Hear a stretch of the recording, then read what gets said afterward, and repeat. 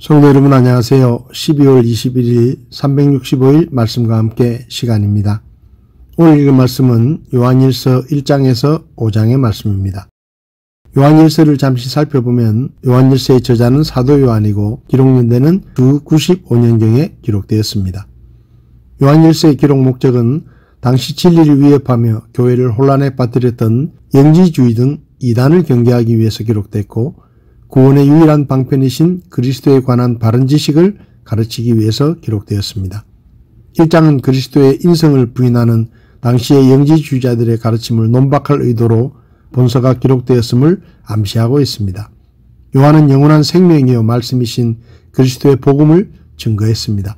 그리스도의 복음은 사도들의 체험적인 신앙을 근거로 하여 증거되었는데 이는 죄인으로 하나님과 교제를 할 수 있도록 하기 위함이고 영원한 생명이신 하나님과의 교제는 곧 인간의 구원을 의미하는 것이었습니다. 하나님은 빛이시므로 성도들은 그에 어울리기에 순결하고 투명한 삶을 살지 않으면 하나님과 교제를 나눌 수 없는데 이 순결한 삶은 성도들의 항구적인 대언자가 되시는 그리스도의 희생적인 행위를 통해서 얻을 수가 있습니다. 그러므로 믿는 자들은 항상 자신의 죄를 자백하고 미쁘고 의로우신 주님의 용서를 체험해야 한다고 합니다.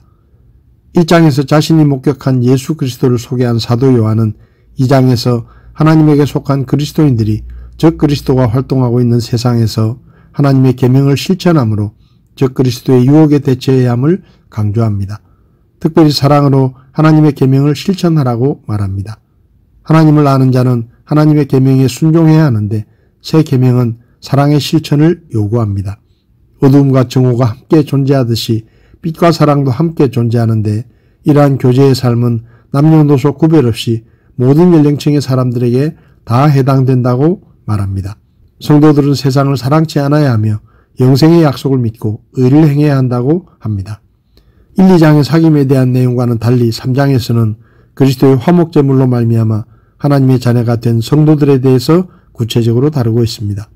요한은 3장에서 하나님께로서 난 자를 특별히 강조하므로 우리가 하나님의 자녀됨에 대해 언급합니다.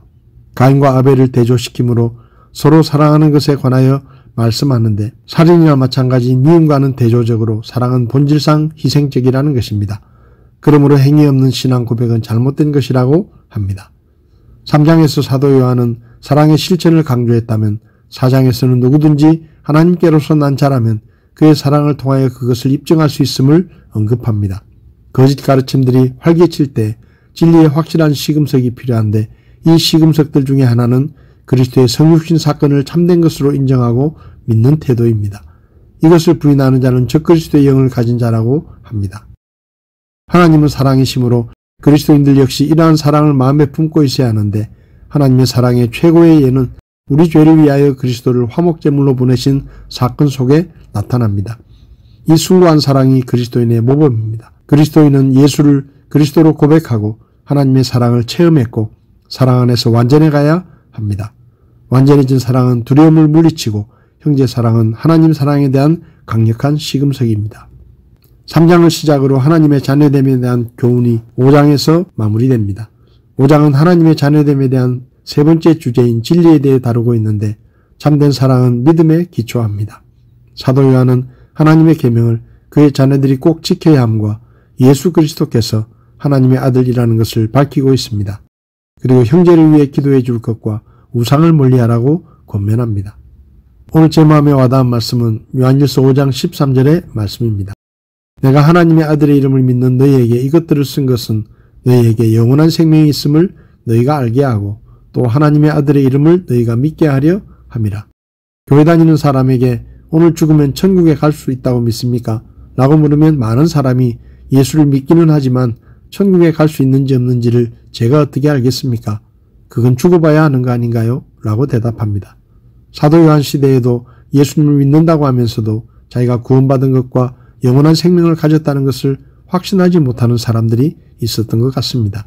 그래서 사도 요한은 하나님의 아들이신 예수님을 믿는다고 하면서도 구원의 확신을 갖지 못하고 있는 성도들에게 그들이 예수님을 믿어 이미 구원받았고 영원한 생명을 갖고 있다는 것을 알려주기 위해서 요한일서를 기록해서 보낸다고 했습니다.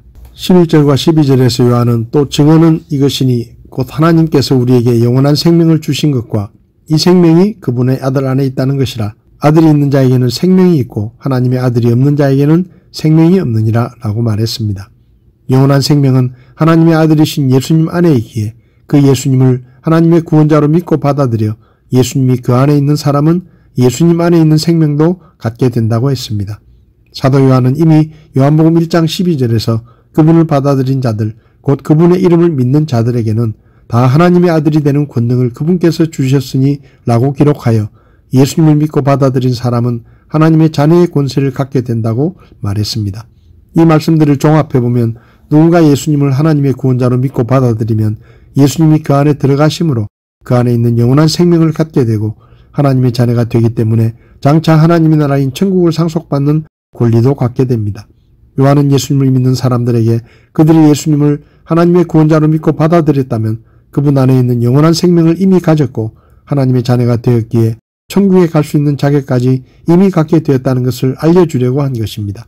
성도 여러분, 여러분이 예수님을 하나님의 구원자로 믿었다면 여러분 안에는 예수님과 함께 영원한 생명이 있고 여러분은 천국에 들어갈 수 있는 하나님 자녀의 권리까지 갖게 된 것입니다.